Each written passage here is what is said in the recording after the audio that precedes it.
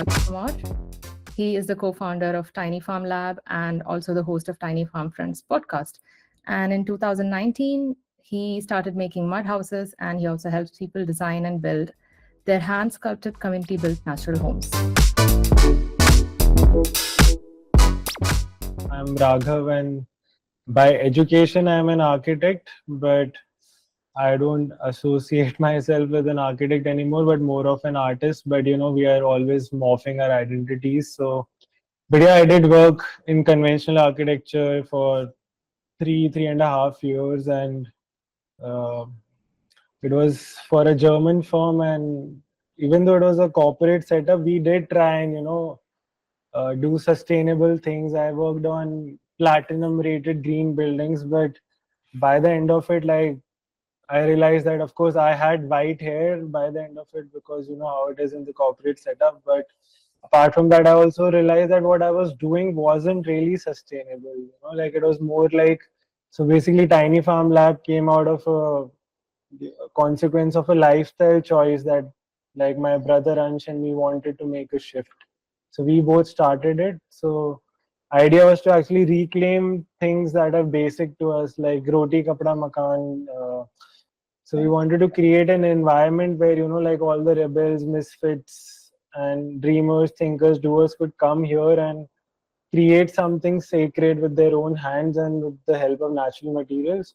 So that was the idea. And our first project was a mud house that was a self-funded demonstrator building that we took up. And that has been taking most of the time for the last 3 years. And we just finished that project. Where do you get the name Tiny Farm Lab from? Because it's a very, unique name from what I've seen. That's a great question. So the Tiny Farm Lab, I think, as I said, we wanted it to be experimental, so lab and farm because it was a farm, but the emphasis is on tiny. So before, like, I started Tiny Farm Lab, Ansh and me used to run this blog called Tiny AF. So the idea was that life is tiny, as you can make it. I don't know how, if I'm allowed to use that word, but so that was the idea, that we need to, like, make time for meaningful experiences for a family, for our friends. And apart from that, the other meaning of tiny was, uh, there's this photo which I think Cosmic Voyager 1 took, and the famous physicist Carl Sagan wrote an essay about it, a pale blue dot. So how Earth from the space looks so tiny, like it's just a tiny pale blue dot. So, like, we think so big of ourselves, but we really are like just a tiny speck in this whole universe. But at the same time, like, not to discourage and like give away our accountability and responsibilities. We also believe like every tiny effort, can compound to big results. So that was the idea, like what tiny things can we do to make, like, unprecedented like changes. And another tiny thing was that we wanted to work with tiny organisms like mycelium, like soil, like bacteria, fungi. So that was the idea by keeping the name Tiny Farm Lab. So I don't know if there are architects on the call listening, but like when I was an architecture college student, I was fascinated by all these star architects, like Zaha Hadid, like of the Archangels, and Norman Foster's, and those tall glass skyscrapers. And I also used to look down upon this vernacular style of architecture. I was never fascinated with mud houses and stuff. But at the same time, like, I always had that feeling of working in rural areas and like making an impact. So I think maybe that feeling was stronger and that came back. So once I got introduced to natural building, once again lockdown, when I went for a workshop in a place called Gili, I saw with my own eyes, like how, like the mud house, the space makes you feel. So that was a game changer for me. And like I got all my myths debunked, that yeah, like mud houses can last for centuries and even thousands of years. So that is when I realized, like, I learned things bits and pieces, but I wanted to build something from scratch to the roof.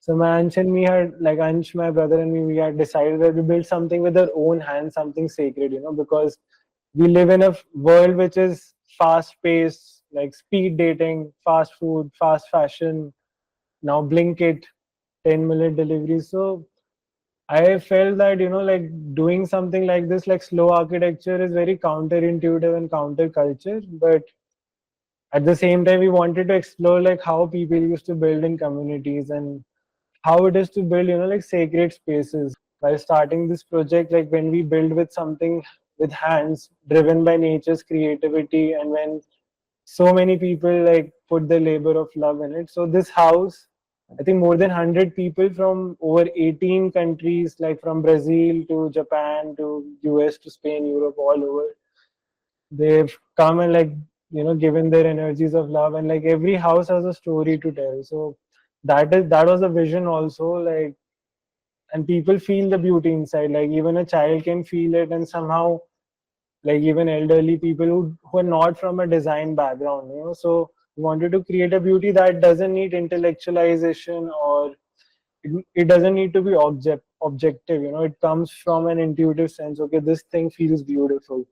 So I think it is to do with the materials as well as the spaces and the curves that we have, because in nature nothing is rectilinear. It always takes extra energy to make a tree into a 8 by 4 panel, or like a 2 by 4 inch planks. In nature, everything exists mostly round. So we wanted to use as many things as in its raw form, and mostly take things that were nearby only. So most of the material is like within 100 meters of the site. Cob is a mix of clay soil, sand, straw, and water. So how it is done is like you put all these things together in the right ratios, and then you have to dance upon it on your favorite songs, like make a dough out of it.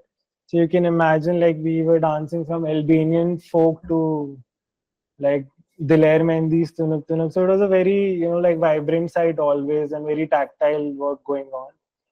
And yeah, then you make those into lumps, and then you slowly with your fingers like make layer by layer. It's like 3D printing but with hands. So you can imagine it, like how much energy it takes, like thousands of batches every day, winters, summer, rain, heat, whatever. We were out there building like almost 6 to 8 hours a day for 3 years.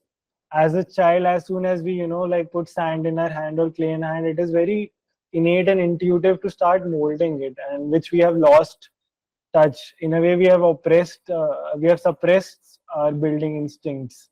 That, like, we think like it is only an architect that who can build a dwelling. I understand when it comes to skyscrapers and stuff, but if it is a humble shelter, I think we all can build it. So that confidence many people got here, like if birds can build their houses, if a termite is so intelligent to know the right ratio of the saliva and the clay, then why can't humans figure that out when we are the smartest species? So that confidence they got. And I believe that because we were able to make them in touch with their own intuitive sense, that is the biggest gift we could have given to the community. So we live in a rented house in the village. So that house is actually owned by a granny. So she's been a local, like she's 75 years old, and she's like lived her life in this forest. So I can like safely say that I can call her the CEO of Tiny Farm Lab, because she's the one, like, like teaching us everything from like how to use a crowbar to how to use a sickle, and like how to fetch the water, how to chop the firewood, or where we will get the stone, where we will get the clay.